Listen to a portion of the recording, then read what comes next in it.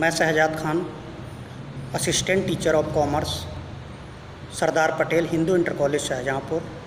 सबसे पहले मैं यहाँ के डीएम साहब और जिला विद्यालय निरीक्षक महोदय को उनकी सराहनीय पहल के लिए धन्यवाद देना चाहूँगा, जिन्होंने यहाँ के टीचर्स और स्टूडेंट्स को शाहजहाँपुर ऑनलाइन पाठशाला चैनल प्रोवाइड करा के जो लॉकडाउन की स्थिति में टीचर्स और स्टूडेंट्स में गैपिंग हो गई थी, उस गैपिंग को उन्होंने ख़त्म करने का प्रयास किया और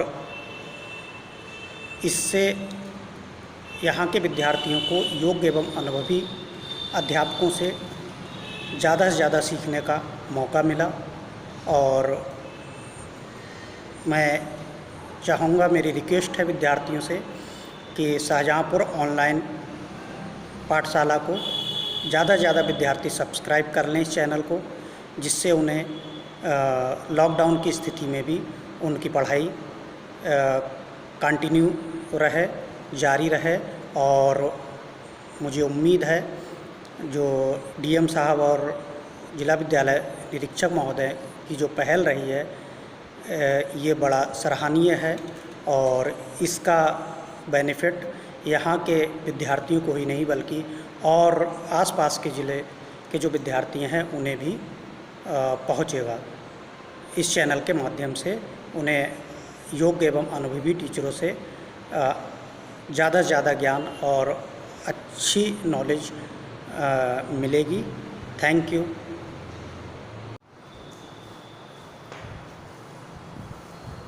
हेलो स्टूडेंट, कल मैंने आपको ह्यूमन एक्टिविटीज यानी कि मानवीय क्रियाओं के बारे में बताया था, जिसमें मैंने व्यवसाय, पेशा, रोजगार के बारे में आपको बताया। व्यवसाय में मैंने आपको वाणिज्य में मैंने आपको व्यापार और व्यापार की सहायक क्रियाएं बताई। कल मैंने आपको बताया था कि व्यापार का मतलब होता है जब कोई व्यक्ति वस्तुओं का क्रय विक्रय लाभ के उद्देश्य से करे तो उसे व्यापार कहते हैं। अब जब हमने किसी व्यक्ति को माल बेचा, किसी व्यक्ति से माल क्रय किया, अब माल जो क्रय विक्रय किया जाता है वो दो तरीके से किया जाता है। एक तो नकद क्रय विक्रय किया जाता है, एक उधार क्रय विक्रय किया जाता है। सपोज कर लीजिएगा, आपने नकद जो क्रय विक्रय होता है या उधार क्रय विक्रय होता है, या हम क्रय जब हम किसी को माल बेचते हैं तो जो हमें पैसे मिलते हैं वो बैंक में जमा कर देते हैं, या चेक मिलता है उसे बैंक में जमा कर देते हैं। तो इन सबको हम व्यवसाय की लैंग्वेज में लेन देन या ट्रांजैक्शन कहते हैं। अब ट्रांजैक्शन के लिए कम से कम दो लोगों का होना जरूरी है, एक तो पाने वाला और एक देने वाला। जैसे सपोज कर लीजिए मैंने रवि को 2000 रुपये का माल बेचा, तो मैंने रवि को माल दिया है और रवि ने माल मुझसे प्राप्त किया, तो वो माल को पाने वाला है और मैं माल को देने वाला हूँ। तो इसमें दो लोग हो गए, एक पाने वाला और एक देने वाला। इंग्लिश में एक रिसीवर होता है और एक गिवर होता है। जब रिसीवर और गिवर दो लोग होंगे तभी कोई लेन देन होगा। अगर रिसीवर गिवर दो लोग नहीं है तो कोई लेन देन नहीं पॉसिबल है। सपोज कर लीजिएगा मैंने अपनी एक पॉकेट से 500 रुपये निकाल कर दूसरी पॉकेट में रख लिए, तो इसमें रिसीवर भी मैं ही हूँ, गिवर भी मैं ही हूँ। एक ही सिंगल पर्सन है, ये ट्रांजैक्शन नहीं है, ये लेन देन नहीं। तो व्यापार जब करेंगे तो व्यापार में लेन देन होना जरूरी है और लेन देन के लिए दो लोग होंगे। अब लेन देन भी दो तरीके के होते हैं, एक कैश लेन देन और एक क्रेडिट लेन देन, यानी कि एक नगद लेन देन और एक उधार लेन देन। नगद लेन देन तो एक बार ही होता है। आज मैंने 2000 रुपये का माल बेचा और 2000 रुपये मुझे मिल गए तो एक बार ट्रांजेक्शन हो गया। लेकिन उधार लेन देन जो होता है क्रेडिट ट्रांजेक्शन, वो एक से ज़्यादा बार होता है। या सपोज कर लीजिए आज मैंने 20,000 रुपये का किसी राजेश को गुड्स बेचा, माल बेचा। राजेश ने कहा ये पेमेंट मैं आपको 3 महीने के बाद दूंगा, तो एक ट्रांजैक्शन आज मैंने किया था उसे माल बेचते समय, और 3 महीने के बाद वो पेमेंट देने आएगा तो एक ट्रांजैक्शन उस समय, एक लेन देन उस समय होगा। तो दो बार लेन देन हो गया उधार माल बेचने का। 2 से अधिक बार भी हो सकता कि आज मैंने माल बेचा है, उसके बाद उसने 10-10 हज़ार रुपये की 2 इंस्टॉलमेंट दी, एक 3 महीने के बाद, एक अगले 1 महीने के बाद। तो ये क्रेडिट ट्रांजैक्शन होता है। तो जब हम व्यापार करते हैं तो व्यापार में लेन देन भी होते हैं। अब लेन देन जो हमने किए हैं, जो ट्रांजैक्शन किए हैं, इन ट्रांजैक्शन को कहीं ना कहीं लिखने की भी आवश्यकता होती है। लिखने की क्यों आवश्यकता होती? सपोज कर लीजिए मैंने राजेश को 20,000 रुपये का माल बेचा था और उसने कहा था 3 महीने के बाद मैं आपको पेमेंट दे दूंगा। अब 3 महीने के बाद वो पेमेंट जब देने आता तो मुझसे कहता है कि साहब आपने मुझे 15,000 का माल दिया। तो यहाँ पर ऐसी कंडीशन में डिस्प्यूट हो जाता है, झगड़ा होने की संभावना होती है। तो हम क्या करते हैं, हम अपनी पुस्तक में भी अपनी एक बुक बना लेते हैं जिसमें 20,000 रुपये का लेन देन का लेखा कर लेते हैं। ऐसे ही राजेश भी अपने यहाँ पर एक बुक बना लेता है जिसमें वो 20,000 रुपये का लेन देन का लेखा कर लेता है। अगर कोई डिस्प्यूट की स्थिति होती है तो उस पुस्तक को हम ऐसे एविडेंस के रूप में, साक्ष्य के रूप में प्रस्तुत कर देते हैं कि आपने 20,000 का ही बेचा था, मैंने 20,000 का ही खरीदा था। तो इसलिए लेन देन की और कहीं पर लिखने की आवश्यकता होती, जो लेन देन हमने किया और आवश्यकता क्यों होती, हमने 1 साल तक माल बेचा, जैसे आज हमने 20,000 का माल बेचा, कल 20,000 का बेचा, परसों 40,000 का बेचा, नेक्स्ट डे आपने 50,000 का बेचा। ऐसे पूरे 1 साल में हमने सपोज कर लीजिए 20 लाख रुपए का माल बेचा था और पूरे उस 1 साल में उस माल को हमने 15 लाख रुपए का खरीदा था, 20 लाख का बेचा, 15 लाख का खरीदा। तो हम 1 साल के बाद ये भी देखना चाहते हैं कि हमें कितना प्रॉफिट हुआ, कितना लॉस हुआ। तो 20 लाख का जब बेचा है, 15 लाख का खरीदा तो 5 लाख का प्रॉफिट हुआ। ये 5 लाख का प्रॉफिट आप तभी निकाल सकते हैं, तभी सॉल्व कर सकते हैं जब आपने कहीं पर इस माल बेचने को रिकॉर्ड किया है, कहीं पर लिखा है। माल खरीदने को कहीं पर लिखा, अगर आपने कहीं लिखा ही नहीं है तो आपको ये पता नहीं चलेगा हमने बेचा कितने का, हमने खरीदा कितने का। और किस लिए लिखना आवश्यकता होती है इन लेन देनों को। सपोज कर लीजिए आपने लोगों को 50 लोगों को उधार माल बेचा, तो आपको ये पता होना चाहिए किसके ऊपर हमारा कितना पेमेंट है, कितना पेमेंट किससे लेना है। हम किसी से उधार माल खरीद के लाए 10-20 लोगों से, तो हमें कितना पेमेंट दूसरों का देना है, ये सब हमें पता, ये सबका ज्ञान हमें होना चाहिए। तो ये ज्ञान कैसे होगा, जब आपने व्यापार करा तो व्यापार में लेन देन करें तो उन लेन देनों को कहीं पर लिखा जाए तभी तो ज्ञान होगा।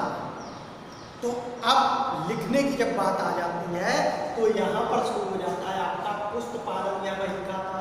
तो लिखेंगे, रिकॉर्ड कहाँ पर लिख करेंगे, ये पुस्तपालन या बही खाते में। तो अब इसकी अर्थ की बात करें तो अब आपको बहुत आसानी से इसका अर्थ समझ में आता है।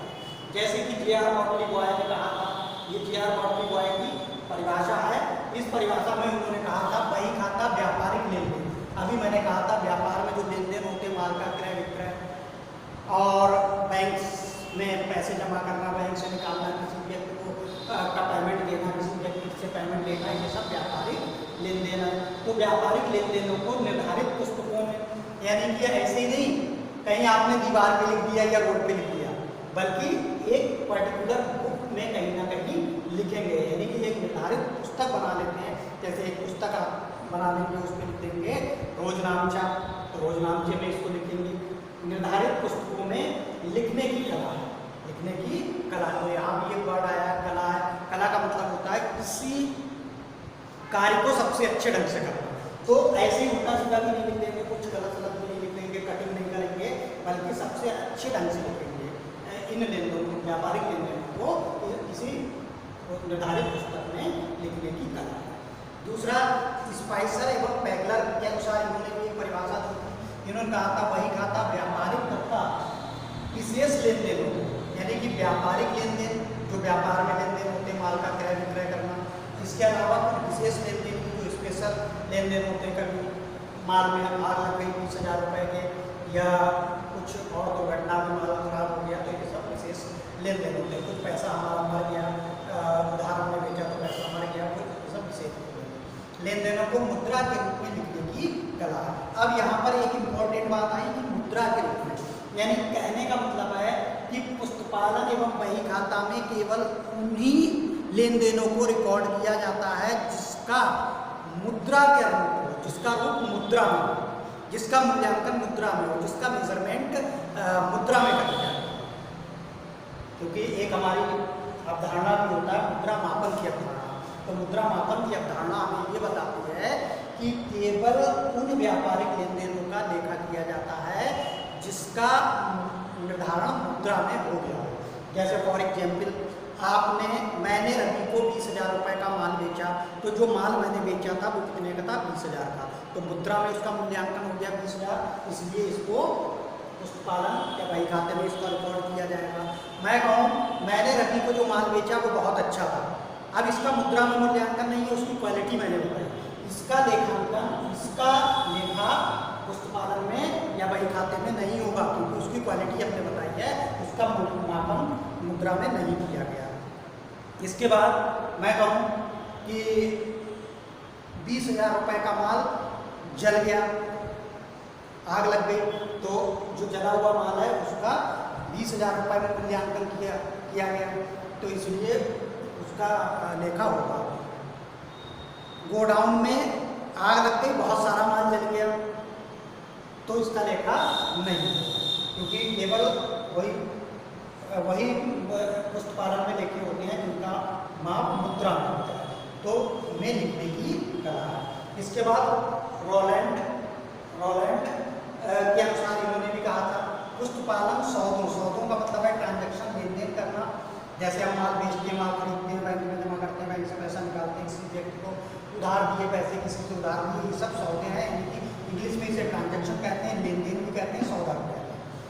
को कुछ निश्चित सिद्धांतों का मतलब है कि जब हम पुष्ट पालन में लेखे करते हैं तो वहाँ पे कोई निश्चित सिद्धांत, कोई रूल्स वहाँ पे अप्लाई हुआ करते हैं, बिना रूल से कोई लेखे नहीं होते हैं, के आधार पर लिखना है। यानी कि कोई उसमें रूल, जैसे मैं जब हम रोजनामचा बनाते हैं तो रोजनामचे में डेबिट क्रेडिट के रूल्स होते हैं, क्या चीज़ डेबिट करना, क्या चीज़ क्रेडिट करना, तो वो निश्चित सिद्धांत या निश्चित सिद्धांत होते हैं। सिद्धांतों में जैसे मुद्रा मापन का सिद्धांत होता है और ये बहुत सारे सिद्धांत होते हैं, उनके अनुसार ही इसको हम आगे डिटेल से पढ़ेंगे। इसके बाद अगर इन तीनों परिभाषाओं का हम अवलोकन करें तो देखिए यहाँ पर इसने कहा था व्यापारिक लेन देन, यहाँ पर इसने कहा था मुद्रा के रूप में, यहाँ पर इसने कहा था निश्चित सिद्धांतों।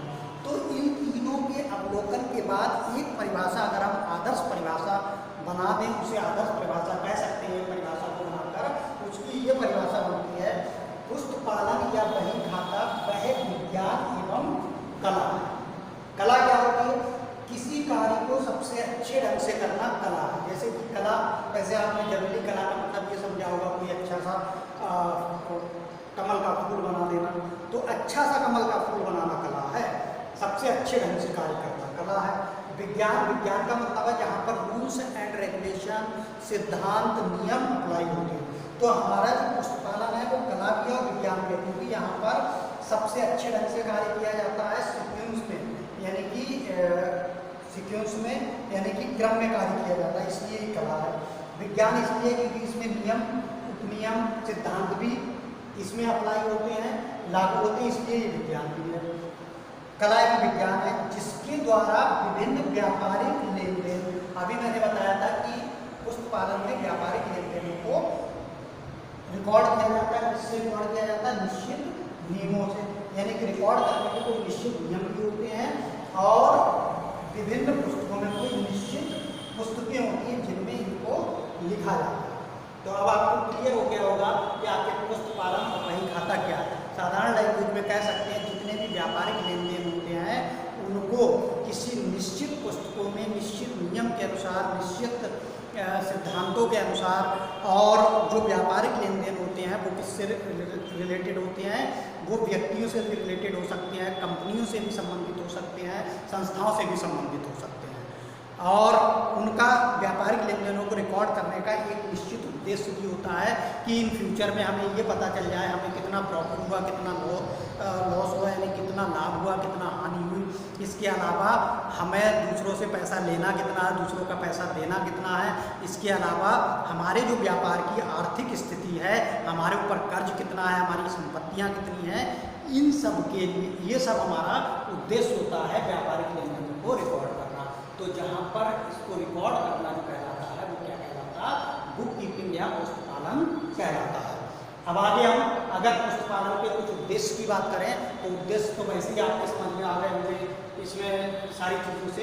देखिए अभी मैंने आपको बताया था जब आपको लगातार आप डे बाई डे आप सेल करते रहते हैं, डे बाई डे आप परचेज करते रहते हैं।